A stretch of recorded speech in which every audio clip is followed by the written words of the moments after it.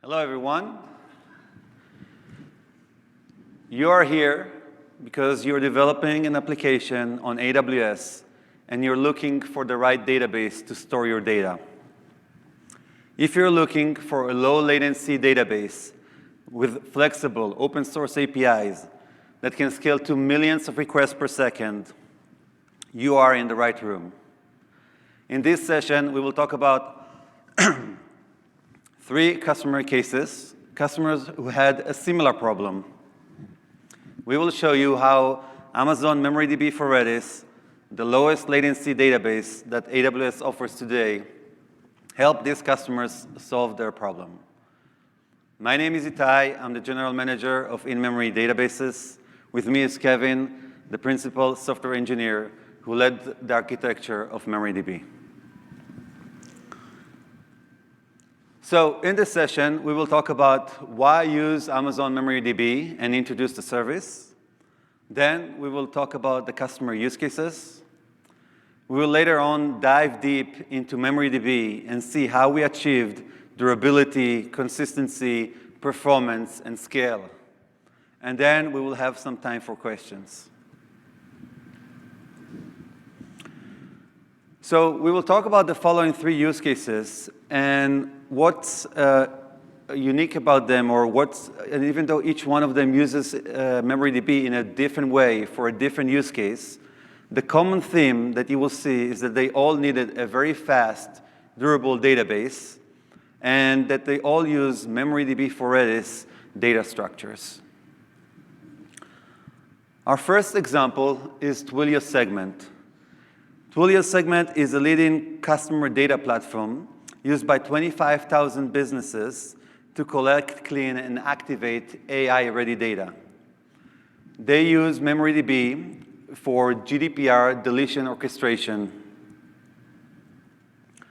Our second use case is Bud. This is the largest open metaverse platform with millions of players around the world.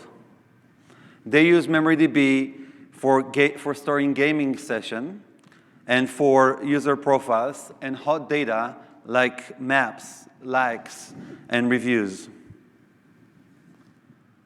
Our third customer use case that we will review today is Mediaset Infinity, which is a streaming platform for streaming content over the internet, both live and on demand. And they use MemoryDB for reality TV voting system.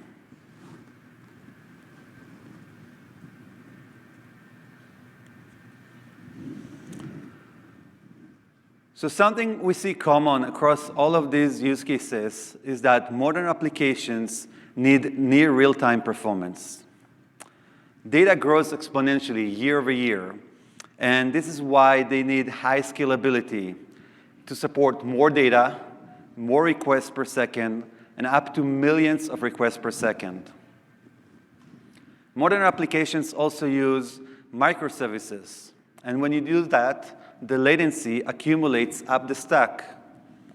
And this is why you need a very low latency for each one of the microservices. And this is why you need microsecond latency databases. And the other thing that we see common is that modern applications a lot of times choose open, flexible APIs for their applications. Customers like you are adopting new, modern architectures for building applications to drive agility, innovation, and efficiency.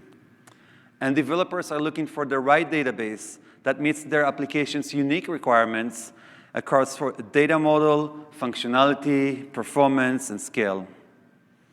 And with traditional databases, customers see several issues across performance, scalability, lack of developer flexibility, and a data model that does not meet their application requirements. This leads to additional cost, both infrastructure cost as well as development cost and maintenance cost. The one-size-fits-all approach, where you use a traditional relational database for everything, just no longer works. In order to meet modern applications demand, AWS offers a wide range of purpose-built databases. With the explosion of cloud-native applications that require different access patterns, data models, performance, and scale, you can use a wide range of purpose-built databases that meets your application unique requirements and based on the application that you're building.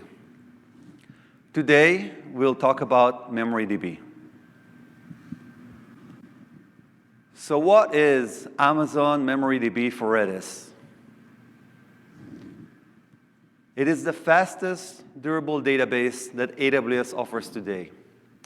It has microseconds read latencies and low single-digit millisecond write latencies and microseconds read latencies. We'll elaborate more on performance later on today. It is Redis compatible, so you get all of the rich data structures that Redis has with lists and sets and sorted sets and hashes. And you can get Redis client libraries in over 50 languages and benefit from the rich Redis ecosystem. You essentially get all of the benefits from Redis with the durability and managed by AWS. MemoryDB was designed for zero data loss. One of the key innovations that we built into MemoryDB is using a multi-availability zone transactional log.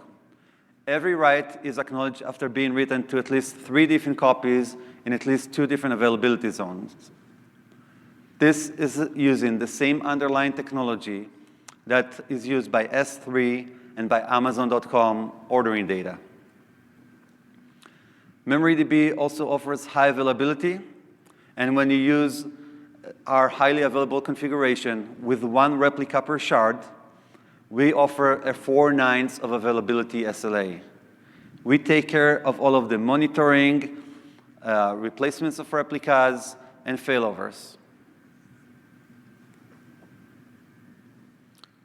Similar to other services that we offer, MemoryDB is fully managed. So we take care of all of the heavy lifting of installation, configuration, patching, monitoring, repeating snapshots automatically, and so on. So you can focus on what's matter for your application, for your business. MemoryDB is highly scalable. A cluster can scale up to 500 nodes in a single cluster. This means 105 terabytes of data in memory, and when you use data tiering, which we're not going to elaborate a lot in this session, when you use data tiering, you can get up to 250 terabytes. This is really massive scale. And at this scale, you can also use MemoryDB to scale to millions of requests per second. MemoryDB has security and compliance. We have encryption in transit, encryption at rest, role-based access control for authorization and authentication. We have integrations with IAM for authentication, and we have compliance with multiple programs like FedRAMP, PCI DSS, SOC, and it's also HIPAA eligible.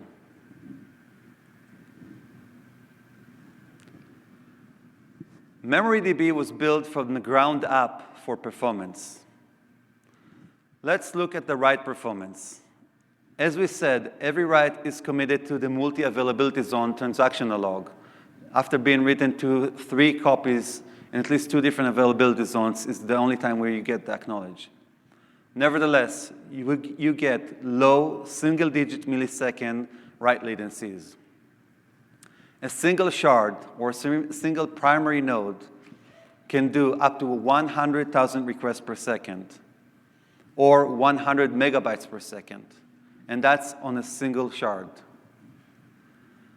When it comes to read, the performance is really crazy because you get all the data is in memory and you get microseconds read latency.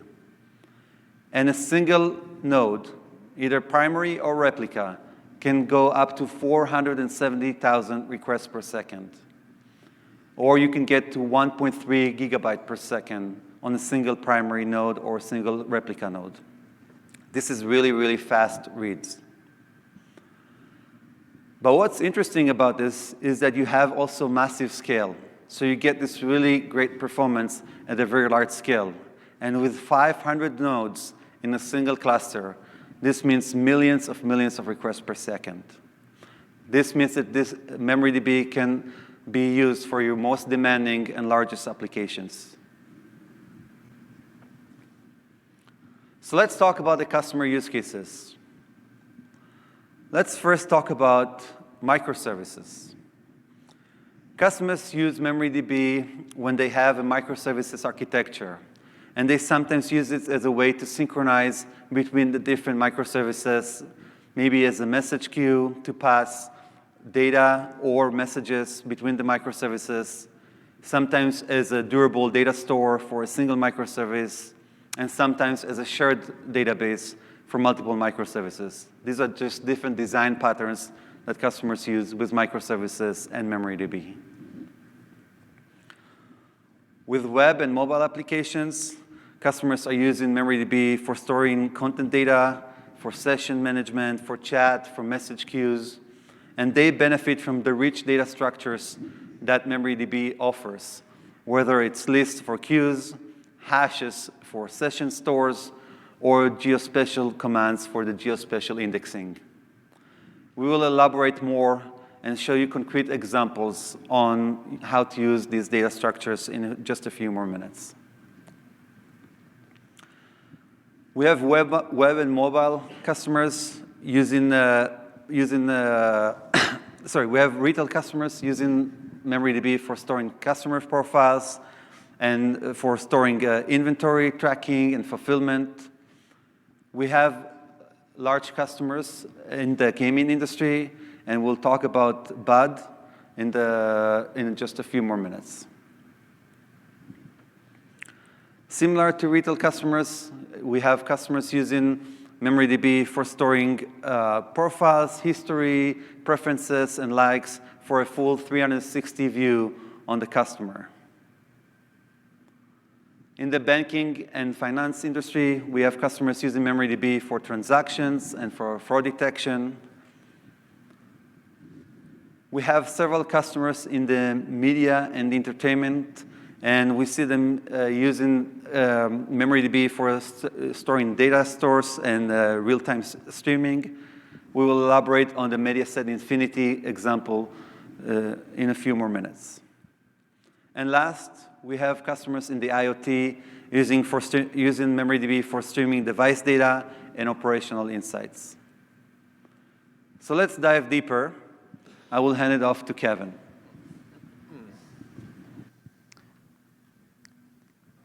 Hello, everyone. I'm going to talk a little bit more about those 3 case studies that Itai introduced earlier on, and we'll talk through how the customers used MemoryDB. Though the use cases and success stories are real, the actual code examples that I'll show are just sort of simplified examples and may not represent exactly what the customer's code looks like. So let's talk through Twilio Segment first.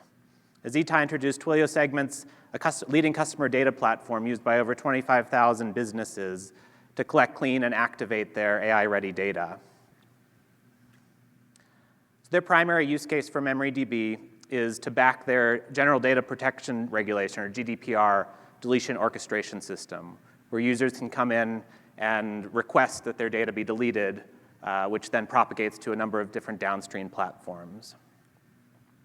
Their requirements were, and you'll see this repeated throughout the different the case studies that we have today, were low latency reads and writes with very high throughput. They wanted their data to be stored across multiple availability zones redundantly to be able to tolerate availability zone failure. They wanted to have multiple different efficient data structures to organize their data within the single database. And additionally, they wanted backup capabilities for disaster recovery. And so MemoryDB allows you to export your data into your own S3 bucket so that you can seed it later on in another region if you so choose.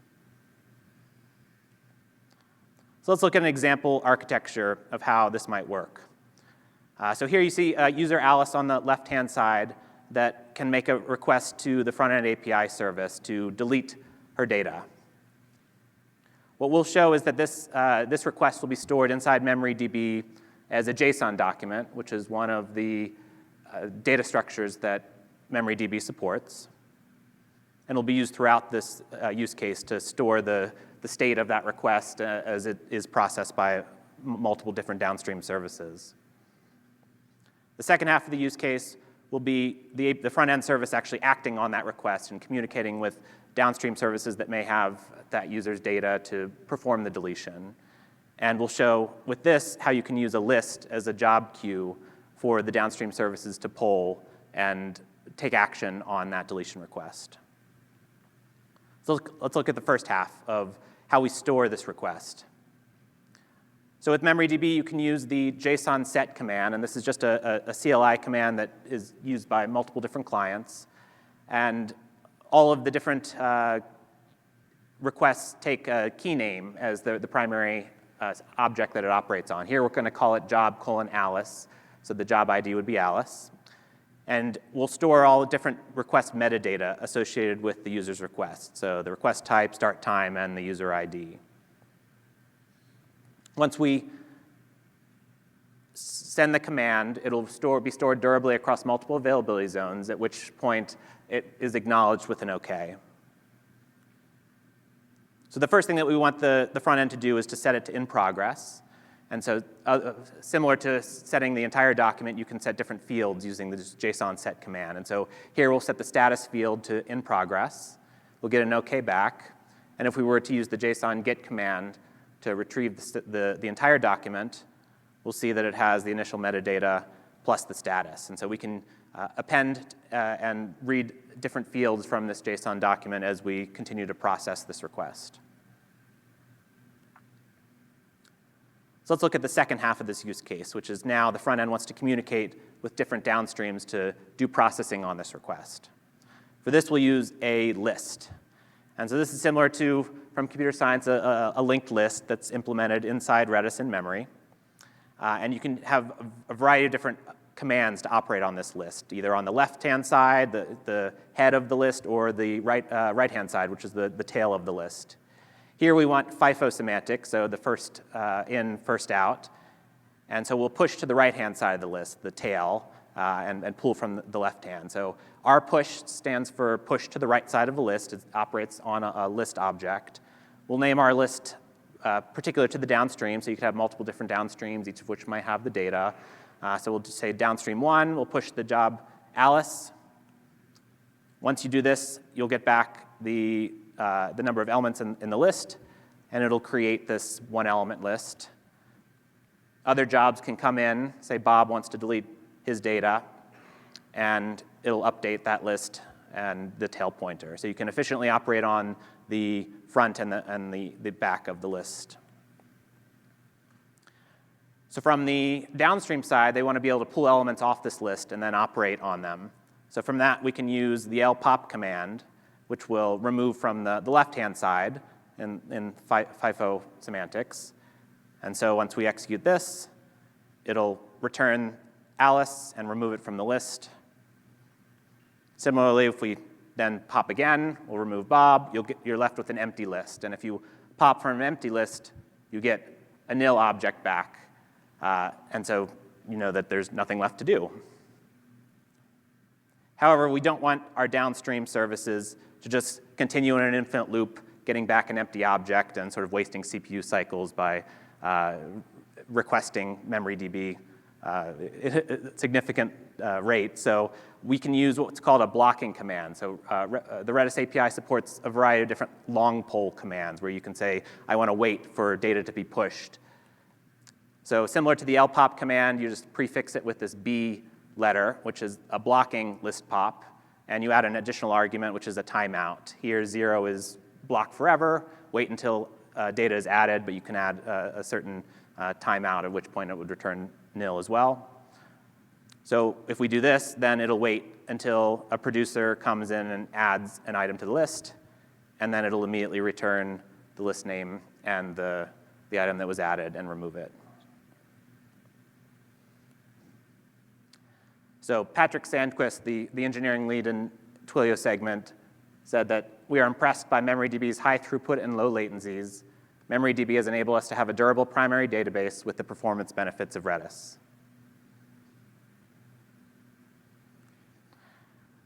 The next use case I want to talk through is that of Bud Technologies.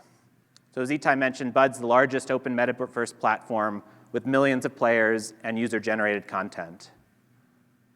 Bud uses MemoryDB for a variety of different use cases, some of which we'll talk through here.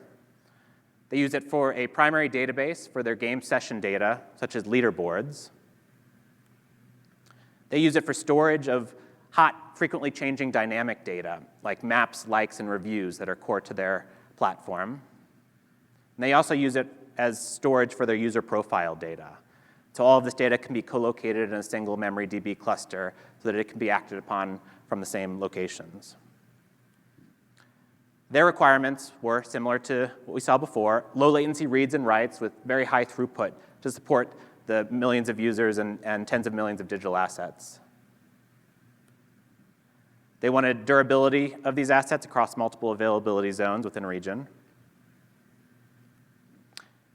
They wanted, as we talked about the variety of use cases, they wanted to be able to represent those in the same database, so have flexible data storage and access.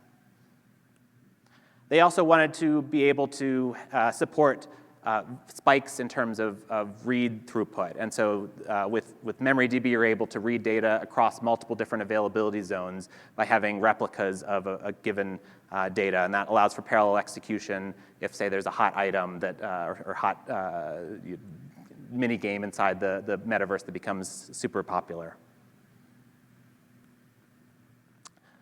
So this is their high-level architecture. You can see that they use Amazon GameLift for their actual online service hosting. And for the back-end services, they use a variety of different databases, one of which is Amazon MemoryDB for Redis, which we'll talk through now.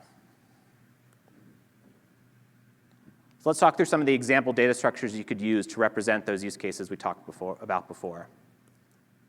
We'll show how to use a counter within the Redis API to count likes for different content, a hash data structure for storing reviews of content, and a sorted set to represent leaderboards for mini games inside the metaverse. So the simplest thing is a like, which is just an intent from a given user that I like this piece of content. You know, I want a +1, and we'll count the number of +1s for the content ID. So with this, you can use a counter within the Redis API, which allows you to increment and decrement. In this case, we'll just allow increments. And so the command within the Redis API is incr for increment.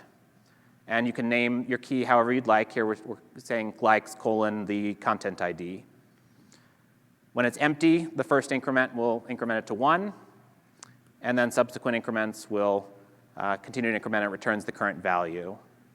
And so if you wanted to display this, say on the actual page, you could use the get command, similar to how you would get a normal string, and you'd get back the current value. And there's a variety of different commands to increment by certain amounts or decrement that you can manipulate this counter with very high throughput of hundreds of thousands of concurrent users. The second data structure we want to talk through is backing review content, where now in addition to just having a +1, we want some data associated with that relationship. So different users can come in and review a piece of content. And this we can use a hash, which is basically just a hash table that you would be familiar with from your applications.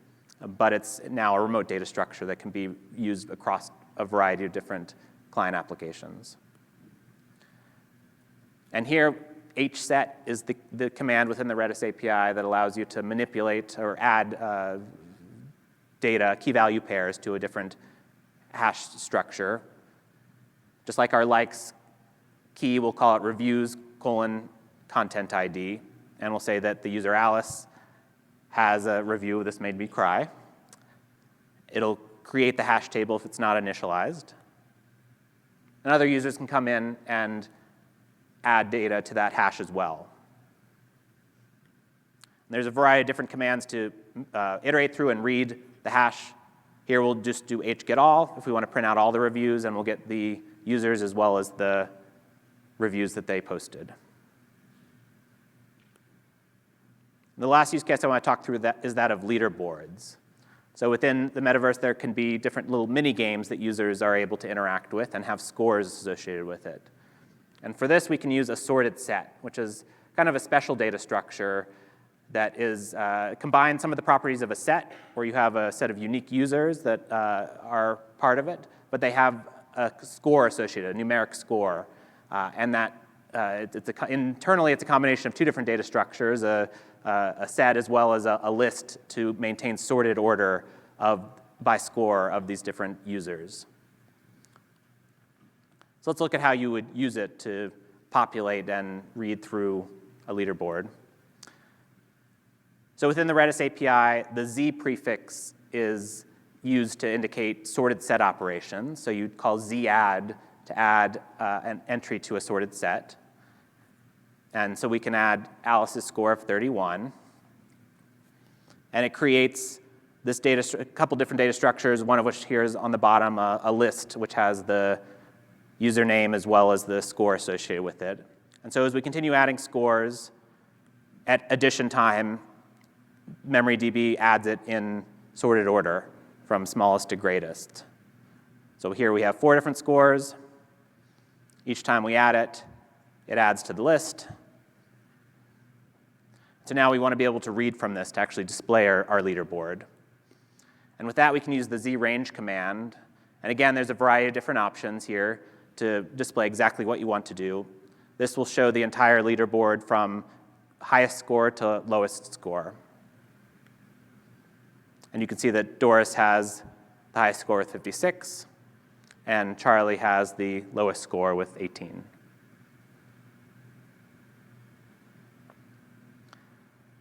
So Steve Zoe, the head of the technical team of Bud, said that Amazon MemoryDB for Redis, which delivers microsecond read and single-digit millisecond response times and handles millions of transactions per second, has helped the Bud team to quadruple its research and development efficiency.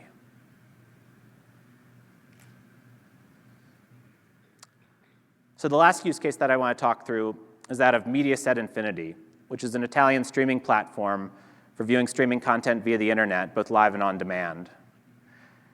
So Mediaset Infinity uses MemoryDB to back their reality television voting system.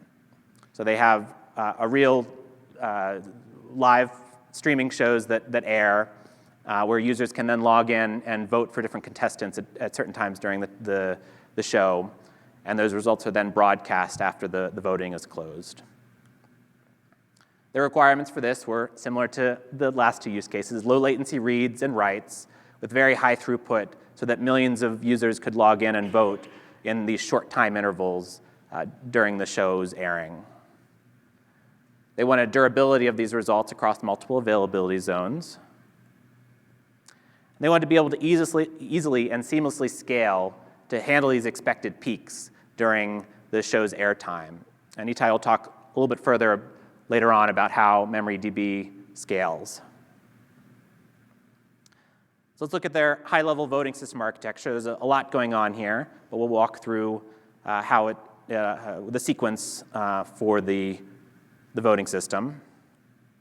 The first step is that an administrator who's running the live event would log in and open the voting session and say voting is now allowed for the different users to come in.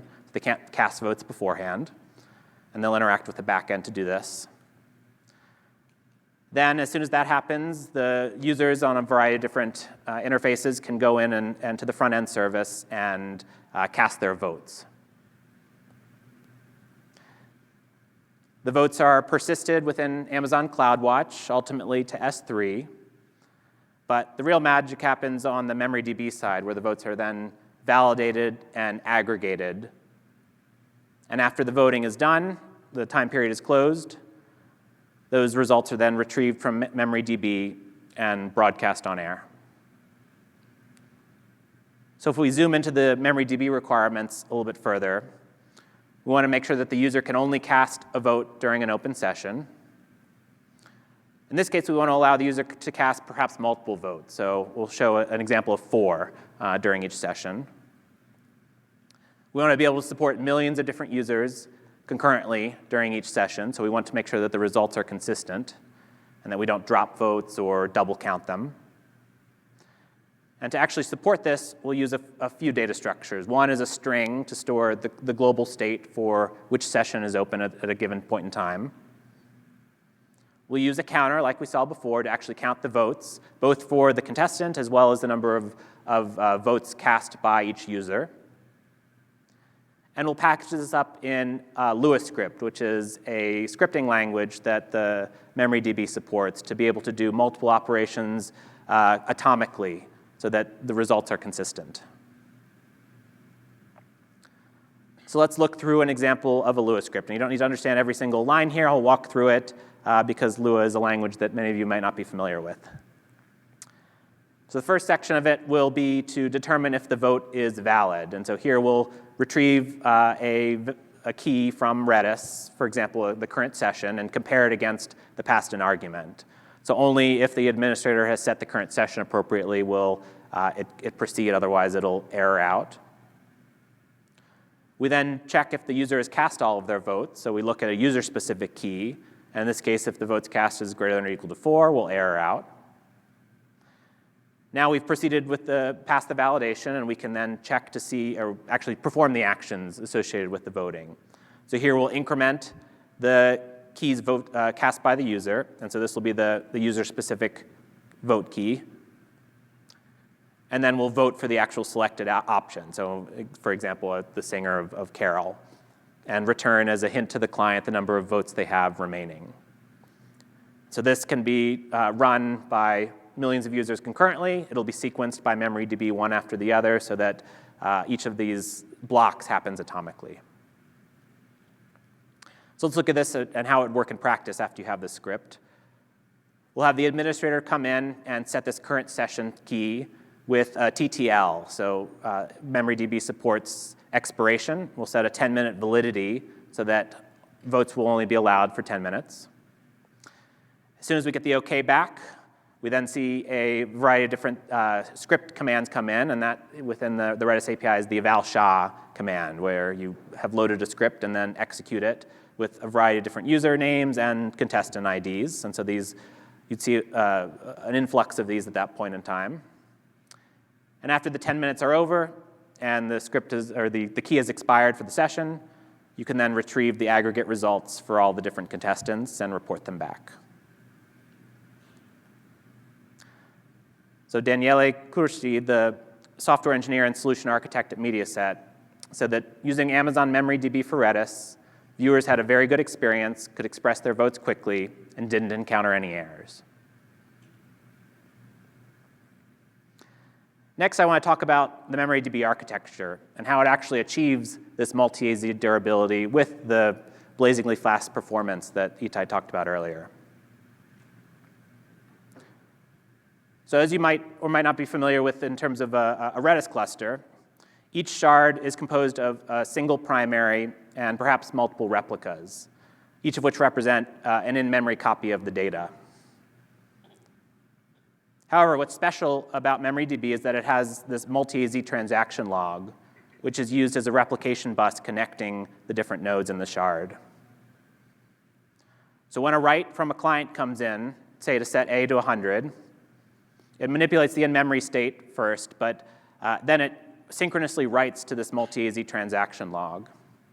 And only once it's durably written in 2 AZs to disk do we get an acknowledgement back from the transaction log and then acknowledge the write back to the client. So this ensures that you have multi-AZ durability for every single write.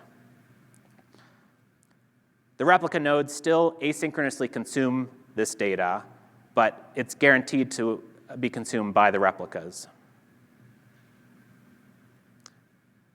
That asynchronous consumption by the replicas means that replicas, reads from replicas are eventually consistent. So how that would look like is immediately after you get the acknowledgement for write, you can read the data from the primary, and this will be served from memory directly in the primary. However, if you were to read from the replica before it's propagated, since it just returns the in-memory state, you might see an empty record. But after the data is propagated, usually on the order of milliseconds, you'd be able to read that data from the memory of the replicas. So how do we ensure that during failures we maintain durability and consistency? Let's take another use case, slightly more advanced, where we have multiple sets that are occurring on the primary. We get acknowledgement back for all of them from the transaction log, but let's say we only have one of them propagated to the replica. And at that point in time, the primary were to fail. And we want to be able to plan for failures of either single nodes or availability zones. In order to maintain high availability, we need to fail over to one of the replicas. But we're not yet caught up. So what MemoryDB does is it ensures that we read to the tip of the transaction log, and the transaction log actually mediates the failover itself. And so as soon as we've consumed all of those sets in memory, only then do we transition to a primary and start accepting writes from additional clients. So that ensures that now the new primary state matches the old primary state, and we can continue where we left off and replace the old node as a replica. And then other replicas that are in other availability zones can continue to consume from it asynchronously. And that allows zero data loss during failover.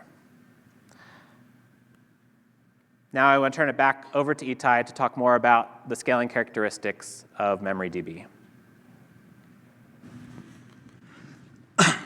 Thank you, Kevin.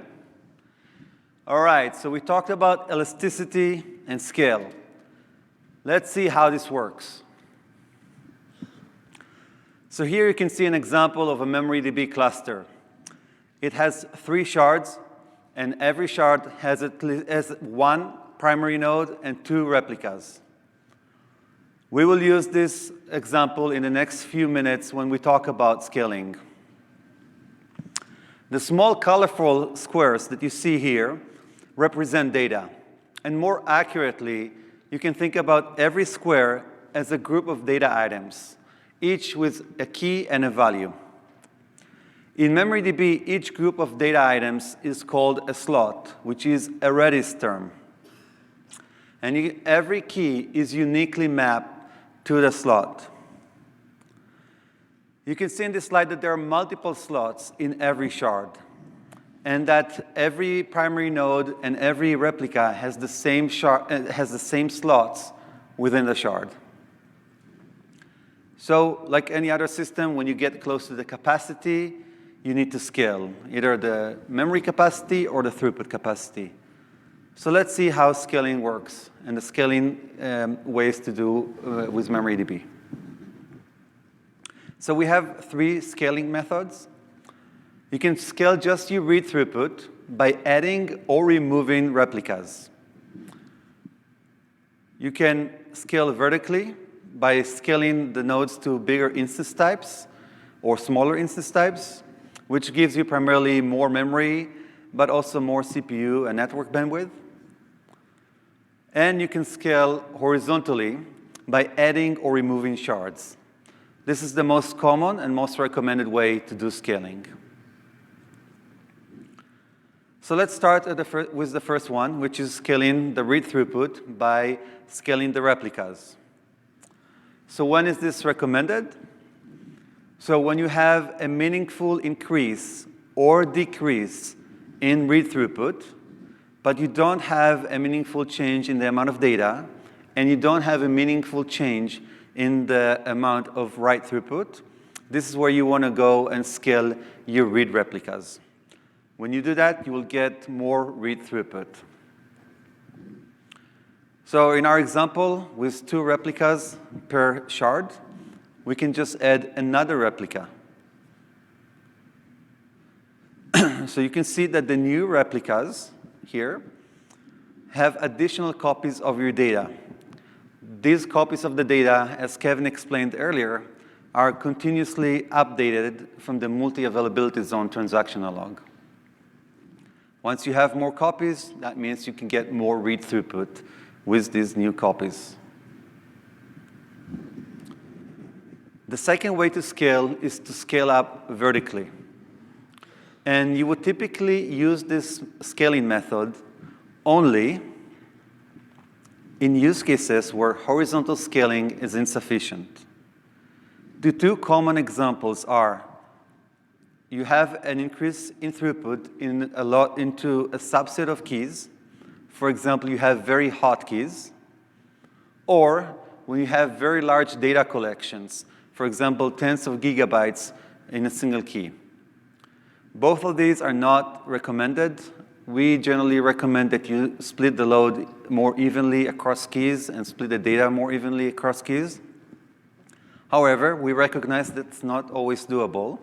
And this is exactly why we're able to scale up into bigger instances and scale vertically. So here's an example. For example, you have an R6 or R7G X large, and you want to move to R7G 2X large. All right? So when you do that, you get double the amount of memory. You get double the amount of CPUs, but you also pay double the cost. When you do that, when we do the scaling up, we first provision new instances. They do a full synchronization from the old instances or from the multi-AZ transactional log, as Kevin explained. And once all the data is copied, we go and delete the unused instances. Let's look at the third way of doing scaling, which is horizontal scaling. This is the most common and most recommended way to do scaling with MemoryDB. You scale horizontally by adding or removing shards. When you do that, you can scale both the reads and the writes. You can scale the network throughput, and you can scale the memory capacity.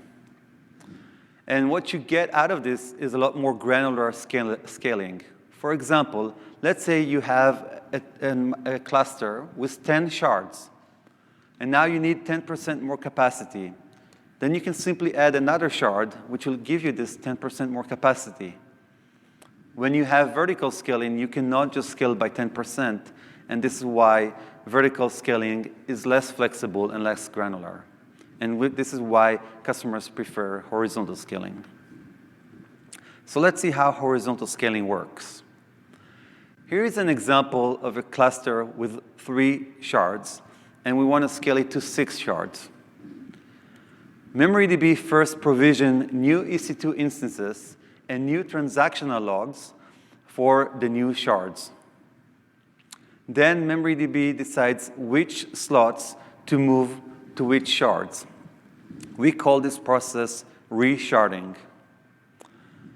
During the resharding, the keys are moved atomically, without any interruptions, and without any data loss. In addition, when you do multi-key operations, for example, the Lua script that Kevin presented a few minutes ago, when you do those operations on a single slot, then this happens without any interruption during the resharding. Scaling in is quite similar. We initially do the resharding, and the resharding is done in the exact same way. Every key is moved atomically, without any interruptions, and without any data loss. Once we finish the resharding, we go ahead and delete the unused instances and transactional logs. So let's talk about performance. This is going to be the last part of the session. So our customers asked us for extreme performance. In fact, this is one of the reasons they love MemoryDB. They love the extreme performance. And over the years, we've built multiple performance features and performance optimizations. In this session, we will talk about one of them, which is our enhanced I/O library that primarily optimizes MemoryDB's read path. We initially built this library for Elasticache, and then we ported it to MemoryDB. We will talk about 2 primary optimizations. The first optimization is Enhanceo itself, which boosts MemoryDB read throughput by up to 3x and reduces the latencies by up to 75%. This is a massive performance improvement. But then we thought, can we improve it even more? So we did Enhanceo multiplexing, which further added 46% more read throughput and 21% lower read latency for use cases that have many client connections. So let's understand how we did it. So the command execution in the engine is really, really fast. And if you think about simple commands like a read command that has a few hundreds of bytes of data, it happens typically in 1 or 2 microseconds. So the engine is really, really fast in handling commands. But what happens when you have multiple client connections, all the I/O is serialized on the same engine thread, and then this shares the time, the CPU time, with the main engine thread and the command processing. So we thought, when we did a profiling of the engine, we saw that most of the time is spent in the network I/O. And this reduced significantly the amount of time that was available for handling command processing. So we thought, why won't we offload this to a separate thread? And this is exactly what we did. So we moved all of the socket communication to a dedicated thread. Later on, we also moved all of the encryption, all of the TLS handshake and encryption to also this thread to offload more work out of the main engine thread. And of course, when you have one connection, it's not that useful because there's just context switch. But when you have many client connections, which is what customers usually do, and they all send traffic at the same time, we're able to run all of this I/O in parallel, and also all of the encryption in parallel, which gave back a lot of CPU time back to the main engine and was able to boost performance considerably. It also improved latencies quite a lot because now the client connections don't need to wait in line in order to get their commands processed. So here are the performance results, right? And we see the read throughput increase by up to 3x. And we see the latency, both the P50 and the P99 latency, go down very significantly, up to 75%. This is a really massive performance improvement. But then we thought, how can we optimize this even more? So we looked at how the engine handles batching commands. And then in one of the performance cycles, when we did this, we saw that it handles it very, very efficiently. So we thought that instead of opening a channel for each client, we can have each Enhanceo thread combine commands from multiple clients together into a single channel to the engine. So this is exactly how it works. With Enhanceo multiplexing, each dedicated network I/O thread combines commands from multiple client connections into a single channel to the engine, taking advantage of the engine's ability to handle batching commands very efficiently. So this gave additional performance boost, and we saw that up to 46% better throughput and 21% lower read latencies for use cases that have many client connections. Besides Enhanceo, we have multiple chapters in our performance journey. We're not going to cover all of them today, but what's unique about them is that all of them increase the value that you see out of MemoryDB. We do not charge extra for this, so you can just benefit and get in more performance and more throughput, lower latencies from your MemoryDB clusters. So we will conclude here. There's another session tomorrow, what's new with Amazon MemoryDB for Redis, It's very different content than this one, and I encourage you to go and join that session. It's tomorrow at 2 p.m. at the MGM Grand, and there's an overflow at the Wynn. So thank you for listening. One last comment is that MemoryDB has a free trial. You can try it out for free for 2 months, so it doesn't cost you anything to try it out. Go ahead and give it a try. We will answer questions in the next few minutes, and if we don't get to your question, feel free to email us to memorydb-help@amazon.com, or you can email us directly to these email addresses behind us. And also, don't forget to please fill the survey. So thank you, and we'll take questions now.